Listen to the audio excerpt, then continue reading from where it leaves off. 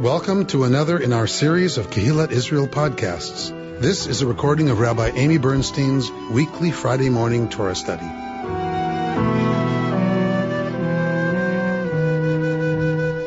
We are at that moment of Torah where we have the encounter between God and Israel for the first time. The people have observed the work of God in our story. They have heard from Moshe what God has said, but we've not yet had the actual meeting between God and Israel that involves relationship, that involves God acts on behalf of Israel, but Israel doesn't have a choice, really. Now comes the moment where the divine encounters the people Israel in its entirety, and we have this moment of the divine offering relationship, and it's up to the people to accept or decline. So like every important moment, mythic moment in our people's history, there are lots of different interpretations about the mood of this moment on either side of the equation. There is a vast difference of opinion. Even on the same page, we've talked about this before, even on the same page of Talmud, midrashim that say, God went to every other people first, and they said, let's hear about it first, and then we'll decide. Only the Jewish people said, and they were last, this piddly little people, and God came to them and they said, Na'aseh v'nishma. We'll do it and then tell us about it. On the same page is a midrash that says, God picked up the mountain, held it over the people, and said, will you accept my Torah? If not, your graves are essentially right here, right? And so for me, it's a wonderful window into the Jewish, like Mark calls Torah, the Jewish mind. Well, if you really want a full expression of the Jewish mind, you have to look at midrash. Right, and the midrashic interpretations make no claim at harmony, which I think is fascinating, right? We're very used to a philosophy that is informed by Greek thinking, which is that things have to harmonize, right? Everything has to line up in a system where everything is consistent. This is not a Jewish way of thinking. The Jews never bought the Aristotelian split between spirit and matter. They never bought that split. And the other thing they never bought was that it had to be a consistent system in order for it to be a system of integrity and of intelligence and of sophistication. The sophistication for the rabbis lies in our ability to hold many different, even conflicting understandings of something together.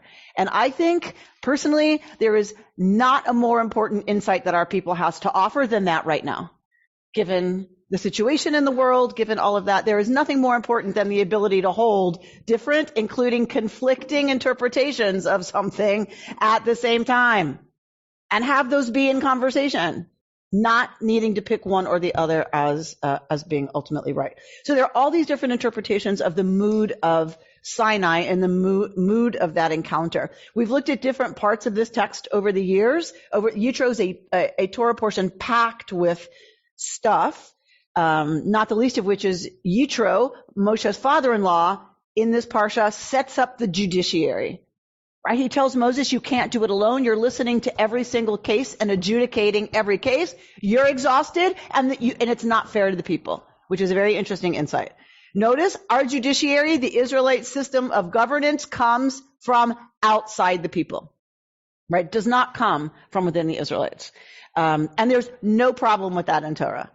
Right? Moshe's wife is Midianite. His father-in-law is the one that helps him set up the judiciary. Like, this is just not a problem. All the later stuff about who's in and who's out is not here in Torah. Just so we're clear. All right. So that happens. And then we come to this scene. We come to the scene at Har Sinai. Then we're going to get, the text of what happens at Har Sinai, the 10 Commandments.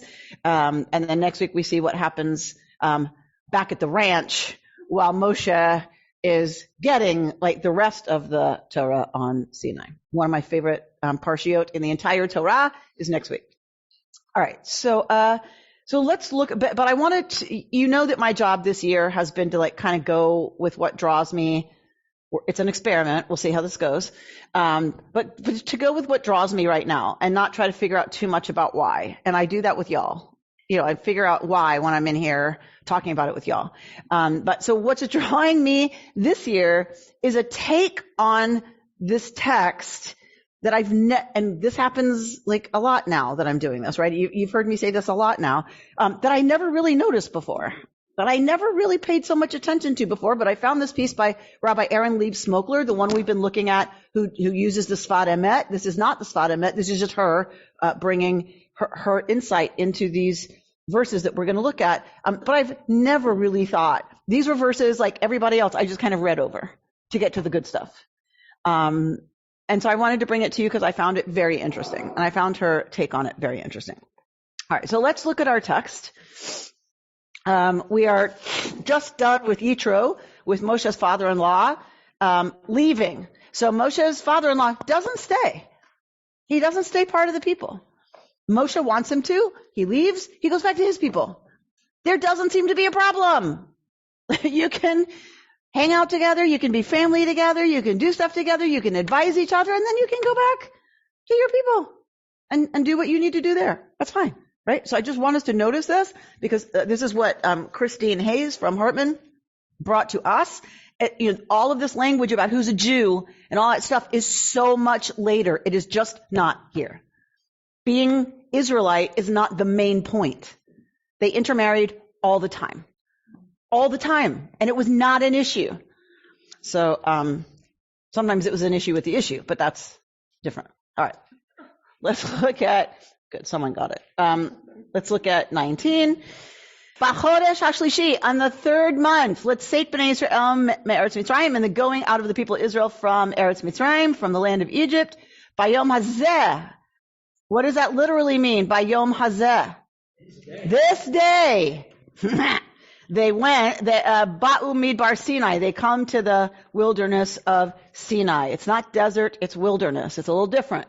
Wilderness, there's enough for flocks to graze. It is not Sir Lawrence Olivier, Lawrence of Arabia. Like, it's not flowing sand dunes. It's not, right? There's enough scrappy stuff for flocks to graze. So they, Bayom Hazeh, don't think the rabbis gloss over that. Because it should have said, right, on that day. But it says on this day. So what do you think the rabbis do with that? It's every day. Okay. So they journeyed from Rephidim. They entered the wilderness of Sinai and camped in the wilderness. Israel encamped there. Neged Hahar, across from the mountain. Moshe Allah. And Moshe went up to God, verse 3 of chapter 19. And God called to him from the mountain, saying, "Thus shall you say to the house of Jacob, and declare to the children of Israel." Okay, so one term for the people here is Beit Yaakov, the house of Jacob. The other is Bnei Israel, the descendants of Israel. The rabbis say Beit Yaakov, house, refers to female. This is the women. And Bnei Israel is masculine. This is the men. To be very clear, say the rabbis, Torah was given to both women and men at the same time. So it is so far a stretch. But I love the reach, right? I love the purpose of their reach, which is to be very clear that women were included in case there was any doubt. When you go to the mikveh, you have a Beit Din. Right. So what the rabbis want to suggest is that why it's Department of Redundancy Department. What you don't need. Torah would never repeat itself, God forbid, unless there was a reason. So why does it say Beit Yaakov and Bnei Israel? You only need one of those. There has to be an answer. So for the rabbis, the answer is when you talk about a bayit, you talk about a home, you talk about a house. Who's the head of the house? The women. The rabbis lived with women. They know who's the head of the house. So when they say Beit Yaakov, they're saying the reason the Torah has that there and not just Bnei Israel is because why does Torah add it? There has to be a reason or it wouldn't be here. And the reason is because they want to say it is to be very clear that women were included. Okay. Atem ra'item asher asiti lemitzrayim, you saw what I did to Egypt, how I bore you on eagle's wings and brought you to me. This is a beautiful, poetic image that we get a lot. I just want to say that's what they called the Correct. The Exodus Correct. from Yemen Yes. because I have friends that were on that, their grandparents were on that, and they said they were bulls to Yes. Israel from Yemen. So for them, for leaving Ethiopia, it was understood that this prophecy was coming true. Yes. Sorry. No, also just for those ornithologists, just an interesting thing. The eagles bear their children on their wings, and the reason they can do that is because there's nothing above them. So other birds will carry their children, but there's underneath always something higher than them that's going to come down. And the eagles are the highest. So it's just a biological. Right, and that anything attacking from below, the nestlings are protected by mother's wings. Right, because they're on top. Correct. So that's. Mm-hmm. I thought that was cool. All right, so I'm gonna teach in a moment something that Danny Siegel taught us in the beautiful setting right outside of Jerusalem, in the mountains. An incredible teaching on this verse, but I want to get a little further because you know what's going to happen. Okay, va'ata with an ayin, not an aleph. Va'ata, and now, im shamoa tishma'u b'koli, if y'all listen to my voice, ushmartem et briti, and y'all keep my covenant, v'hitem li sigula, you will be to me sigula, something treasured.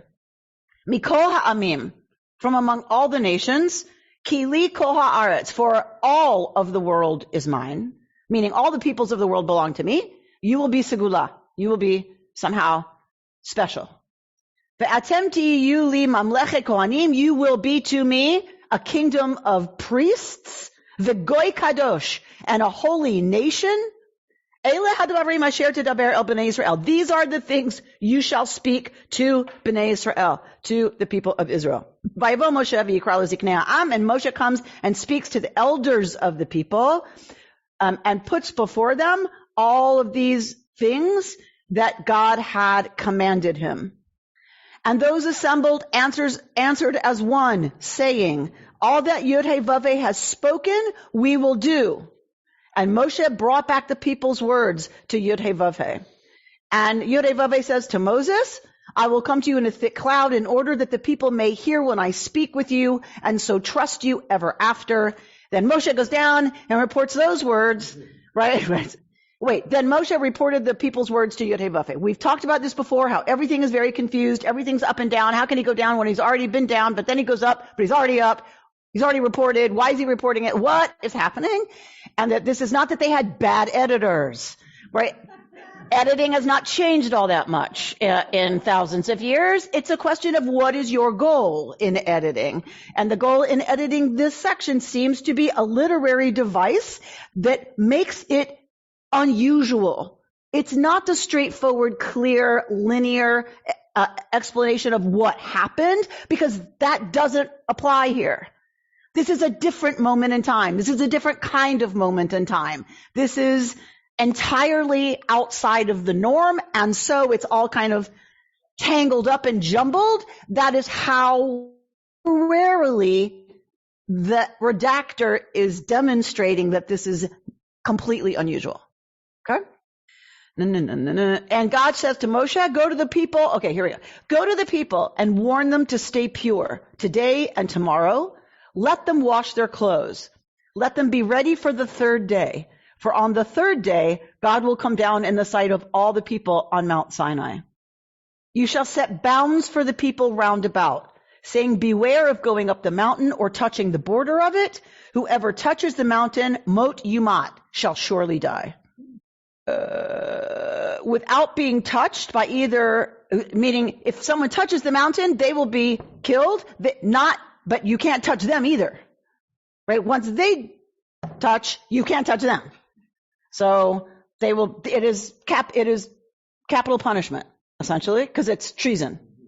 Because God as king is giving the law here, and if you break the law, it's treason. So they won't trespass. They're not supposed to trespass. When the ram's horn sounds a long blast, then they may go up to the mountain. Moses came down from the mountain to the people and warned the people to stay pure, and they washed their clothes. And he said to them, be ready for the third day. The men among you should not go near a woman, meaning you shall not become impure by sexual intercourse. You are always made impure by emissions. Always. Whether you're masturbating, which you're not supposed to do because it's a waste of seed, but whether you masturbate as a man or you have sex with a woman, you are impure.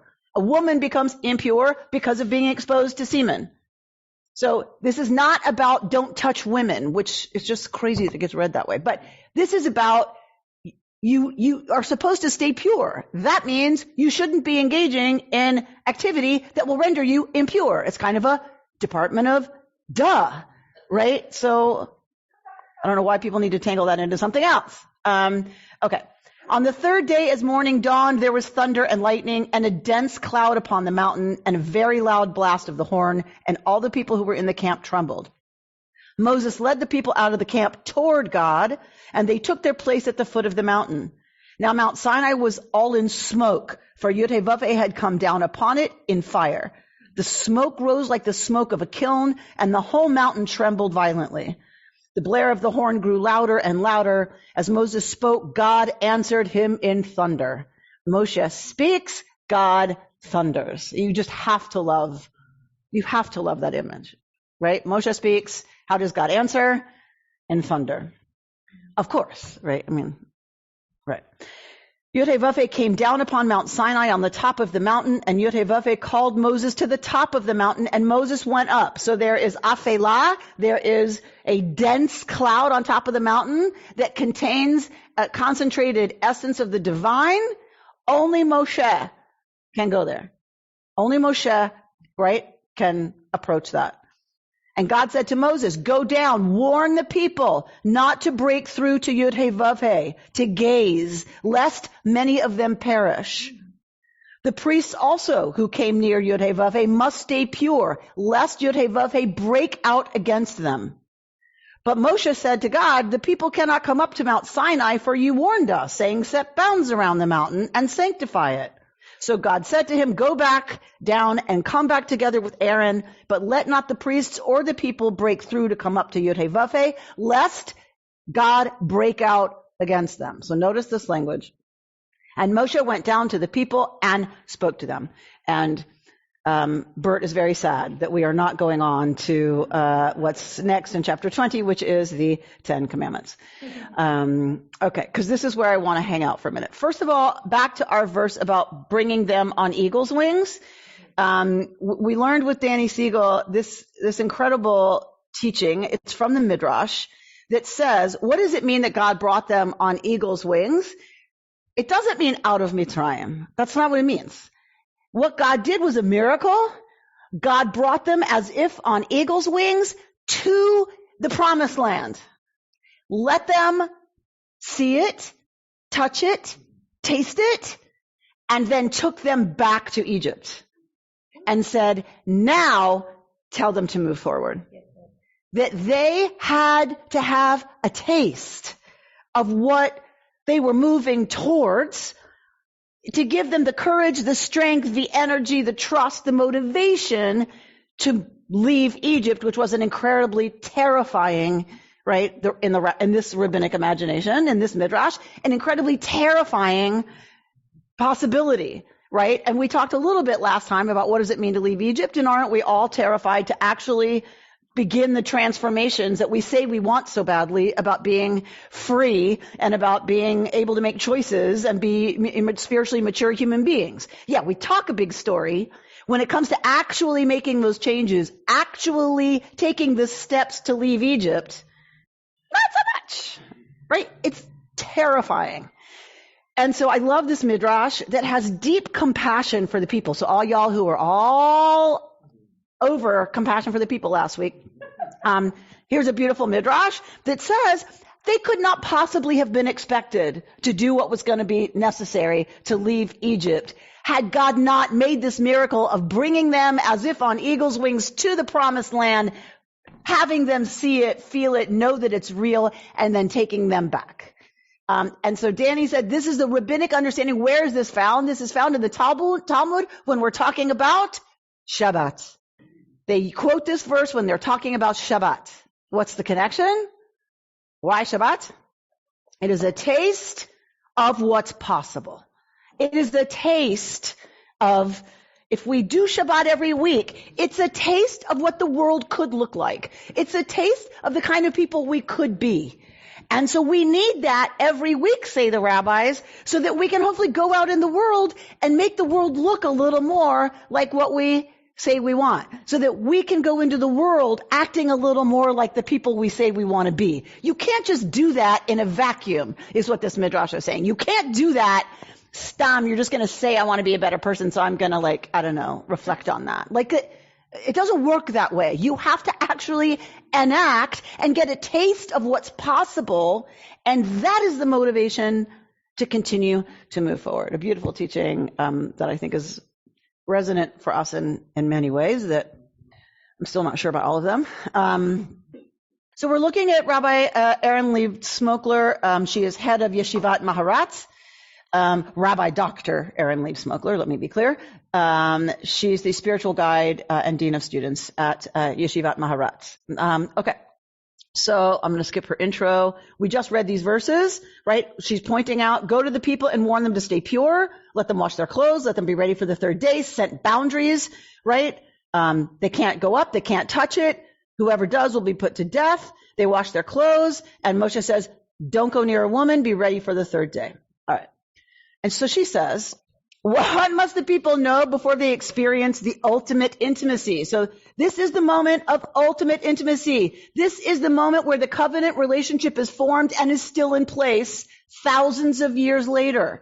What must they know, asks Rabbi Smokler, before they have this ultimate experience of intimacy? What message must be communicated not once, but 3 times before they come close to the divine? So she's paying attention to the fact that it gets repeated and repeated and repeated. It's like, okay, duh, we heard you. Why is it repeated 3 times? Do not come too close. Remember to stand back. God will appear on the mountain, but you must, at the cost of death, refrain from even approaching its perimeter. You shall set boundaries, says God to Moshe. The key to encountering God, it seems, she says, is to get clear on your inability to truly encounter God. So what's rule number 1? Don't think you can truly encounter the divine. You know that this is my interpretation of a human can't see me and live. You know my interpretation is this. A human can't experience me in my fullness and expect to remain human. You would be something else, right? You can't live a human life if you were to experience God in God's fullness, because we can't handle that. And our brains can't do it. So that's number 1. Perhaps Moshe internalized this idea so much that he translated it into human terms. When he came to deliver this paradoxical message to the people, he substituted human relations for divine ones. To best prepare for intimacy, resist intimacy, he says. It is not only mountains that beckon us to touch and to transgress boundaries, people do too. So stay far away, he suggests. So in preparing for the ultimate intimacy, do not engage in intimacy. You're going to be tempted by the mountain and you're going to be tempted by other people. Refrain. If you really want to be intimate with me, and she's suggesting Moshe is translating this instinct, this communication from God into because it doesn't say God says tell them not to go near a woman. Moshe says that. So that Moshe is interpreting this whole boundary issue as not just about space, but also about each other.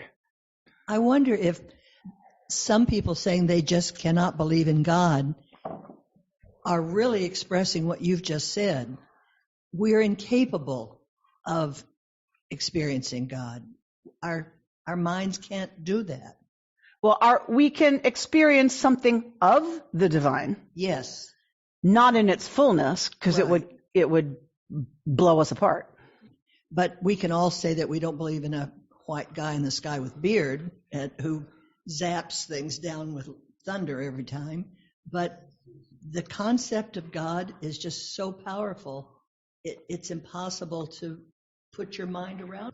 On a much more mundane level, you can't have a relationship unless you have an identity. Yeah, exactly. So I want you to hang on to that, Mark, because that's where we're going.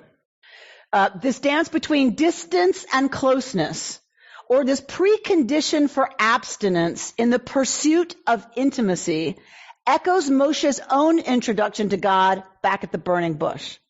I had never thought about that before. If the collective revelation to the Jewish people is characterized by this paradox implicitly, the personal revelation to Moshe is even more explicit. How, you might ask? Well, in Exodus 3, verses 4 to 5, God calls to Moshe for the first time, if you'll recall. It's right here, Moshe, Moshe, to which he answers, Hineni, here I am. And God's very next words following this invitation to relationship are, Al tikrav halom. Do not come any closer. Approach, but not too much.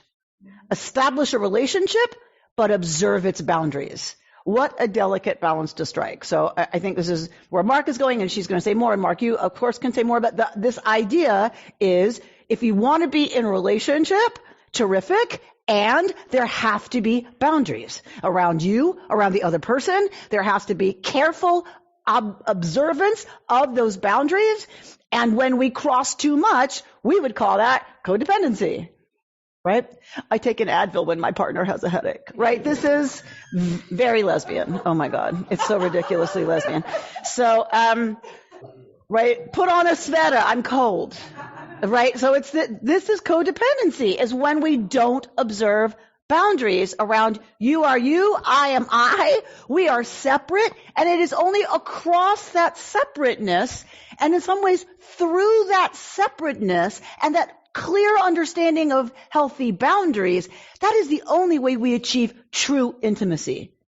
We can achieve other kinds of intimacy, but it's not true intimacy, is what she's suggesting, right? Is that those boundaries are the very things that enable us, sometimes withholding, sometimes withdrawing, making sure I'm leaving space is just as important, or is one of the most important things in order for us to truly be intimate as individuals. Yes, an example. When I retired, I asked my wife one day, what's for lunch? And she said, I married you for better or worse, but not for lunch. Okay. You heard it here first, people. Oh my God. How does this fit in with the story of when Moses asked God, what is your name? And God says, stand in the cleft of the rock. You can see my back, but not my face. Yeah, so that's what I was saying. Is it the same? Because you can't see thing? me and live, right? You can't fully encounter me. You can encounter a mitigated experience of me. You can see my effect. You Correct. can see the footprints in the sand. Correct. You can't see the person. Correct. You can see my wake. Is how I think about it, but not the totality. But it seems to be in any kind of relationship with the divine. What Smokler is suggesting that I find fascinating is that all this preparation is not just preparation. What she's suggesting is that this is instructions for how to be intimate. Not just kind of an add-on, get ready, and then there's intimacy. She's suggesting these instructions are about creating intimacy. When you see a new baby born, that's an approach. When you hear Beethoven or any other great musician, or you see a great piece of art, you're approaching that intimacy because you're seeing something greater than the human condition. Okay. All right. So come close, but not too close. Here at Sinai, this message is now amplified for the entirety of the Jewish people. It is not clear whether the people so thirst for unbounded relationships that they require such repeated warning to keep them in check, or whether the repeated warnings are God's proactive way of educating them into balance. But note that the message is reiterated one last time before the revelation of the 10 Commandments ensues. And so here we get the quote that we just read, right before the 10 Commandments, right at the end of chapter 19. They're not to come up, set boundaries around on the mountain, then sanctify it, right? Aaron can come up, but not the priests or the people, lest God break out against them. There is a near obsession with transgression here, she says. A palpable fear of, quote, breaking through. The people's yearning for God might cause them to, quote, break through the prescribed boundaries. God's anger might potentially break out as a result. So just before the moment of revelation, Moshe is sent down one very last time to ensure that all parties maintain their distinctive lines. God will not enter the scene until people have satisfactorily exited from it. So is this the people's ego, because they are so unhealthy? Because they have been slaves? Is God concerned that they won't know how to be in relationships? So it's God's job to say, back it up, because they want unfettered, like cloying intimacy because they're so desperate to feel taken care of, because we see what happens next week, right? They freak out, right? When they don't have it, they freak out and panic. So is it that God is like being proactive and teaching them how to have a healthy relationship? Is God really concerned because God knows they are going to be like, suffocate, like wanting too much and the wrong kind of intimacy?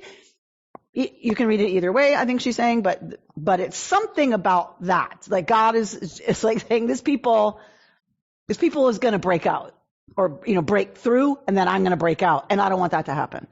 Right? So it's like when you hear a tone of voice that you set your teeth on edge, and if you don't get out of the room, you're going to break out. Right? Has this happened to anybody else?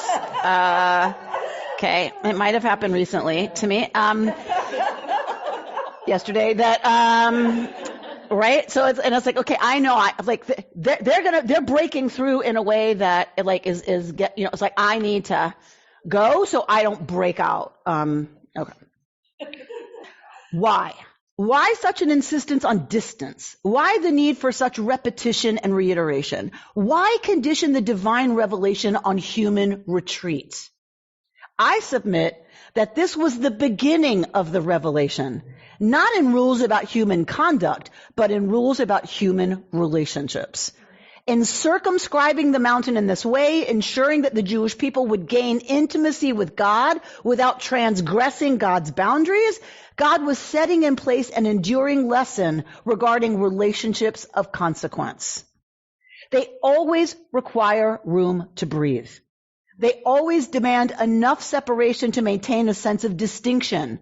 Though we often yearn to merge with another or an other, capital O, we do so at great cost. This is why we don't have monasteries as the Jewish people, because of this.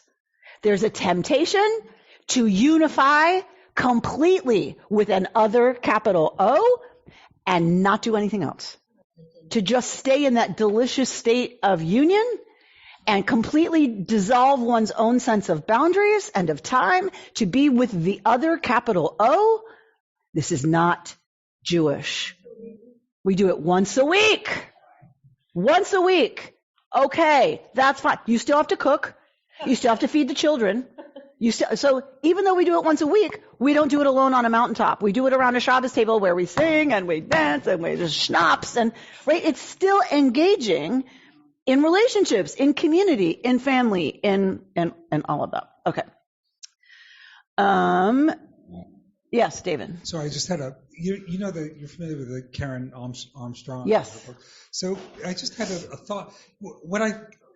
It seems to me that the difference between Judaism and the Eastern religions that she talks about a lot is one of, like, Judaism is a religion of relationship, and Eastern religions are one of identification. We're in a relationship with divine.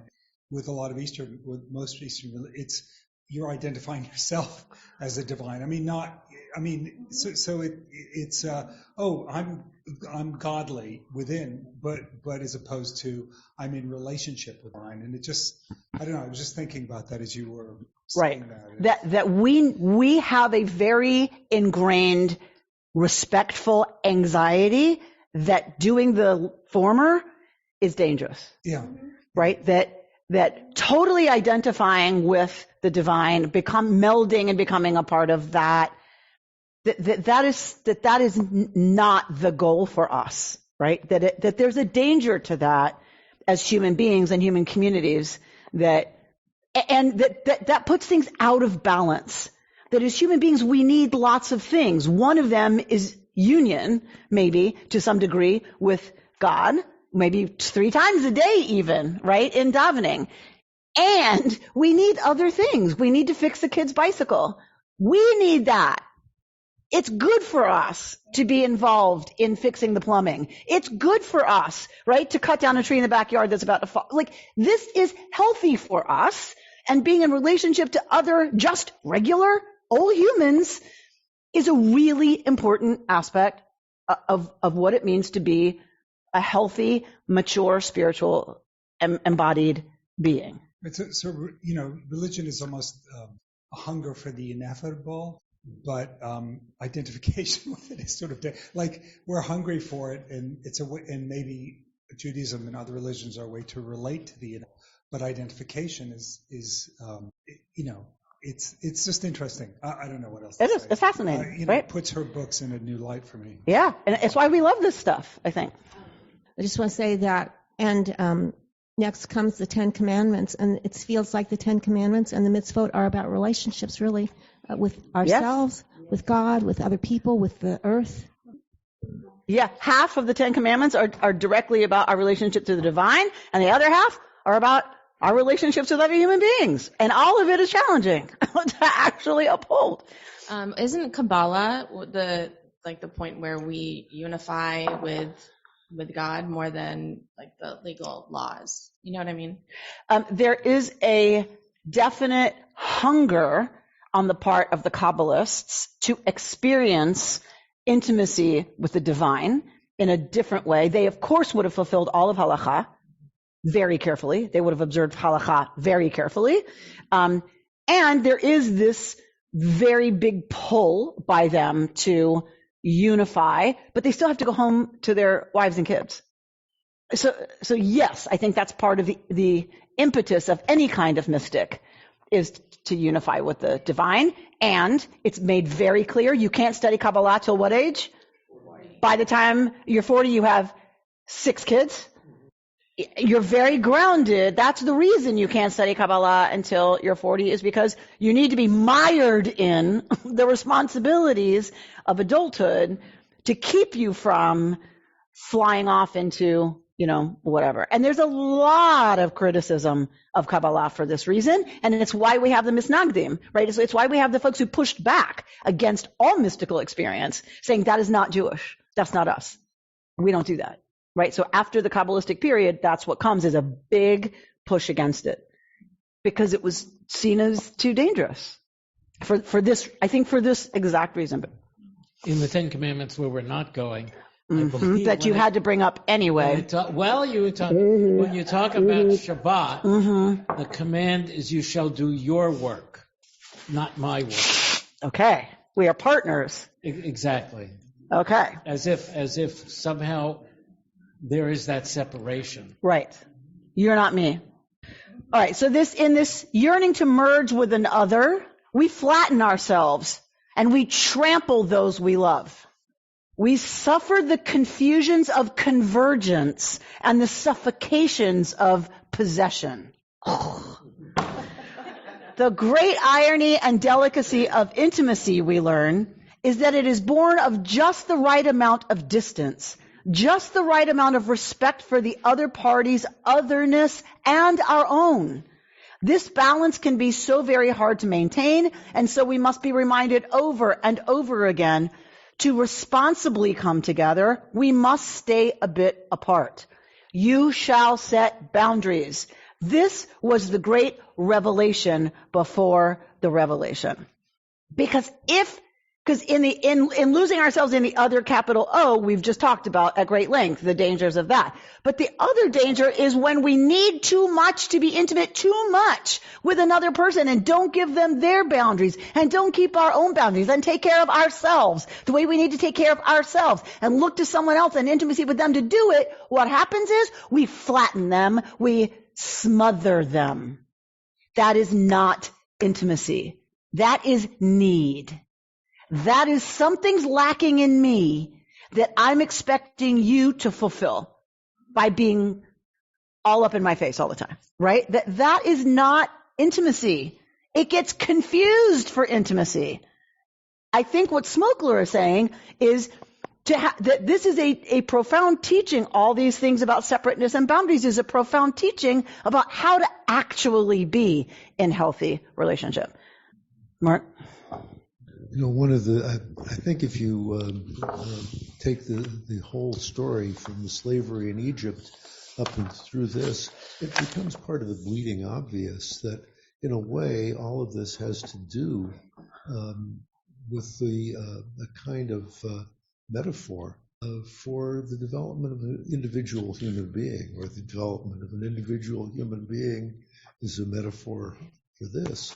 But I'm not sure exactly where I'm going with this. It's just that what she is saying sounds to me as though it could have been written in a psychoanalytic text. It is. What do I want to say? I guess what I want to say in a way is that the separation anxiety is really fundamental. It's one of the basic issues of all the psyche, and the longing for merger is ever present in everybody, and it's only through boundaries that identity can take place, and the loss of identity is psychic death. Right. Because symbiosis is not life. Right. And it is the damaged, terrified parts of us that want symbiosis.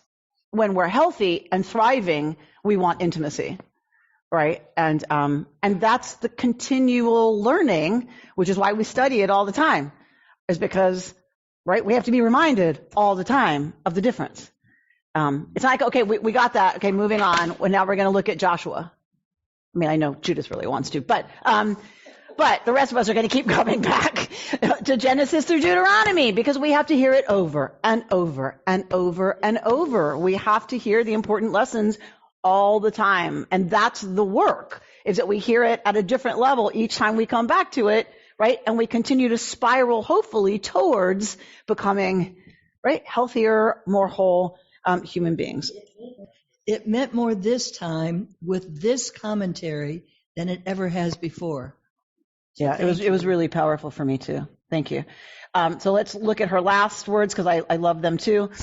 Though people sometimes bristle at the gaps on your last page, the last paragraph of the last page. Though people sometimes bristle at the gaps that keep them from fully merging with another, to Mark's point, or turn away when overcome by fear of that which remains unknown, Moshe walked toward it, toward the obstacles, the gaps, the in-between places, the Arafel, the dense cloud. For there is where the hidden God resides. That is where relationships of consequence, relationships that promote intimacy without convergence, actually begin. May we be so blessed to come close, but not too close. I will close with reading you the words of Merle Feld, poet, saying, "We all stood together. My brother and I were at Sinai. He kept a journal of what he saw, of what he heard, of what it all meant to him. I wish I had such a record of what happened to me there. It seems like every time I want to write, I can't. I'm always holding a baby, one of my own or one for a friend, always holding a baby. So my hands are never free to write things down. And then as time passes, the particulars, the hard data, the who, what, when, where, why, slip away from me. And all I'm left with is the feeling. But feelings are just sounds, the vowel barking of a mute. My brother is so sure of what he heard. After all, he's got a record of it. Consonant after consonant after consonant. If we remembered it together, we could recreate holy time. Sparks flying." Sorry, it's just one final, because going back to the beginning, I was thinking about what you were saying, like we're dealing with this insecure, neurotic people, basically. But isn't the way it starts, it's pumping them up. It's exactly what you would do with somebody who's insecure. It's saying, I will take you on eagle's wings. You're big shots now. You're tremendous. Like you basically start with that and you pump up their egos a little bit. And then you say, okay, and now here, let's get down to business. We're going to, but it's almost like God or Moses or both of them know what they're dealing with. Like that's how you deal with somebody who's fragile. You basically emphasize the positive and how magnificent they are, and then and it's just interesting. I never saw it in that light until today. Right? Yes, Barbara. The confusion about being human for me is just one. Well, there's just one point of confusion. This is the main problem. So we're here. We're in this envelope of a separate being, and we have this yearning for intimacy, either with other people or with the other, and yet why do we have such a desperate yearning for that kind of merging intimacy when it will annihilate us, the separate self? And why is being separate so scary? I'm thinking of my grandma. Don't even get you started. Right. Yeah. I mean, he's crying for several hours. How can that be good? But so there's a yearning that is inborn to be merged. But you're right, and all of these people are right, that the merging annihilates another person's autonomy. All right, so wait, but let's be clear. I think what she's saying, and Mark, you go see Mark, and he'll talk to you for 2 hours about separation anxiety and why are we terrified of being alone? Like you come into the world, you're an infant, you're completely dependent. If you get left alone, you die. So we're hardwired to not want to be alone because we're toast. And as you grow up, you're saber-toothed tiger food if you're not with the clan. So there's a way, I think we're hardwired to be afraid of being alone. But I think there's a difference between having an intimate relationship across healthy boundaries and a healthy sense of self that does not annihilate the self. It enhances the self.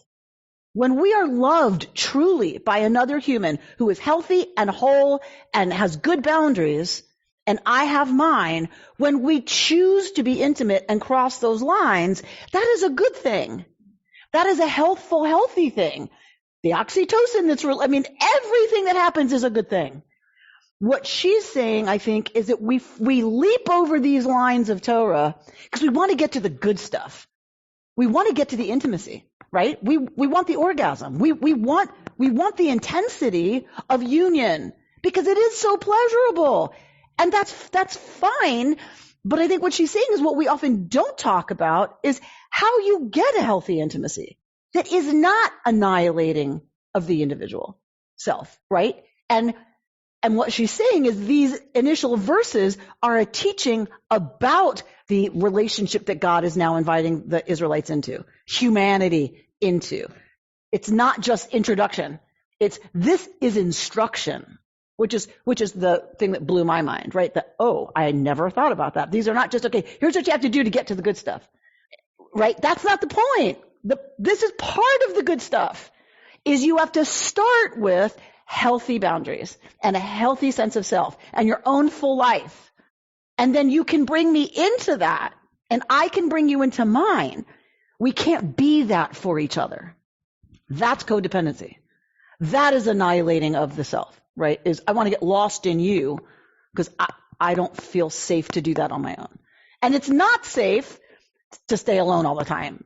I'm not judging people who choose to do that. I'm just saying the way we're put together and the way Judaism sees things is that we're supposed to do this together. And there's all kinds of intimacy between us and four-legged creatures, between us and children, between us and other adults, between us and lovers, between us and the divine. But there's all kinds of intimacy, and all of them are necessary. And they all have to begin with a healthy sense of distance. Okay, let the second grade teacher speak now about relationships. I was going to say, learning is a process. And it takes repetition, and I think she said repetition and reiteration. So, the separation and the coming, eventually the baby learns that they can self-soothe and go to sleep. So there's some kindness in this process that, is presented to the people, at the mountain. Here's your boundaries. It's going to be okay. It's going to be okay. You're going to be okay without me. It's time to figure it Oh, yeah. But the hunger to do it is, you're right, it's interesting. I mean, you have Aaron's sons, like there is this, we're all drug addicts. I mean, not, you know what I'm saying? Yeah. Yeah. We're oxytocin addicts. Yeah. Sure. And that helped us survive. Literally. Loneliness and depression and isolation and feelings of being cut off and separate, the way that feels icky to us is designed to push us back to the group. There's nothing wrong with that feeling bad to us. It's what drives us back to the group, because that's where we're safe. Ultimately, right, is knowing we're together in this. And once it literally meant our physical safety, but we're still the same people who were on the savannah. We've not changed. And we're still infants who are trying very hard to individuate. And we still want mom. We still want someone to protect us and someone with whom to unite so that we don't have to deal with the terrors of the universe on our own. The whole trick of this human business is how to figure out where those lines are, where the healthy lines are. And they shift based on our needs. When we're in a hard time, we often need more companionship. We need more from our friendships. We need more from our parents. We need more, God help us, from our children, right? We need more contact. We need, when it's a hard time, right? And other times we're like perfectly happy to be on our own most of the day, like doing what we're doing and like scooting along. And right. So they move. They're not permanent. But the trick is knowing what's what, when it's healthy, when it's a good kind of drive to intimacy and collective identity, and when it's about, I really just don't want to deal with this because I'm too terrified. Would you say that sort of the MO of cults would be the annihilation of the individual? 100%. Because everything you're saying makes me think of cult, because I've read a lot about cults, and it fits, like they wanted you to become totally subsumed by the cult and the cult. 100%. And it makes perfect sense. If that's really what drives you, if your primary anxiety is being alone, there is nothing better than a cult to tell you exactly what to do and to be together all the time. And the charismatic leader is mom and can like take away all of your anxiety about making decisions, because you're never going to be left alone if you do what mom says. Right. And you'll always be taken care of and you'll be praised. And that's what we want. We want to be fed and petted and praised, right? They call it love bombing. Yeah, yes, right? Yeah.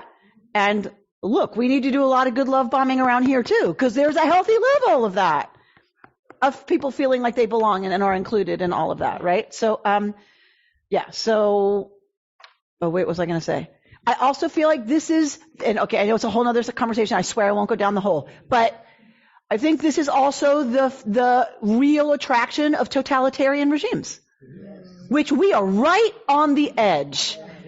If you ask me, it's a whole new thing I'm all about. I think we are at the edge of needing so much for something to have us feel unified that we are right on the edge of electing a totalitarian regime. We were right on the edge, right? We narrowly escaped voting in a totalitarian regime. Because we are so divided, we are so anxious and are becoming so angry and fragile and insecure and alone because we can't talk to each other, that we're now going to grasp for the unhealthy authority figure to take that anxiety away. We as a nation are, and it's not just us. We've talked about this before. Israel, Italy, lots of places right now are dealing with such anxiety as a result of modernity and as a result of the technological revolution that we are now flirting with electing mom as president so that I can be held and coddled and taken care of and I don't have to deal with that anxiety. And I am deeply concerned about what that means for the experiment that is this democracy. You've been listening to Rabbi Amy Bernstein's Friday morning Torah study from Kehillat Israel in Pacific Palisades, California. For more information, go to our website, www.ourki.org.